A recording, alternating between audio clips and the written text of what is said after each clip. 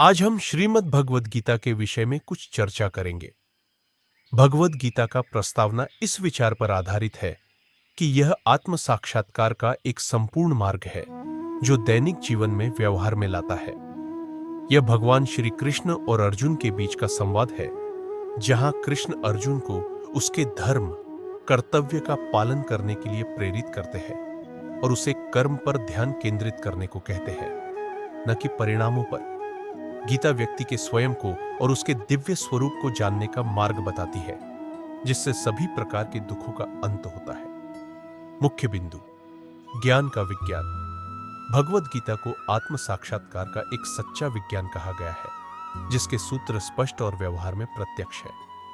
कर्मयोग का महत्व। यह सिखाती है कि कर्म ही जगत का मूल है और व्यक्ति को कर्म पर ध्यान देना चाहिए, न कि उसके फल पर, क्योंकि फल ईश्वर के हाथ में है।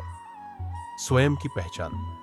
गीता व्यक्ति को उसकी अपनी पहचान, उसके दिव्य स्वरूप से परिचित कराती है और बताती है कि इस अज्ञान के कारण ही सभी कष्ट होते हैं। इच्छाओं पर नियंत्रण। यह इच्छाओं से निपटने के लिए बुद्धि से उन्हें नियंत्रित करने और कर्मयोग, ज्ञान योग व भक्ति योग के माध्यम से उन्हें परिष्कृत करने का मार्ग बताती है। भौतिक और आध्यात्मिक जीवन का संतुलन। गीता व्यक्ति को यह भी बताती है कि उसे कमल के पत्ते पर जल के समान अनासक्त भाव से कर्म करते हुए संसार में रहना चाहिए, जिससे वह पापों से अछूता रहे। गुरु का महत्व। ज्ञान की ज्योति से अज्ञान के अंधकार को दूर करने के लिए एक गुरु की आवश्यकता पर भी प्रकाश डाला गया है। कृष्ण अर्जुन संवाद। यह पूरा उपदेश कृष्ण और अर्जुन के बीच हुए युद्ध के मैदान में हुए संवाद का रूपक है, जहां अर्जुन मोह से ग्रसित था।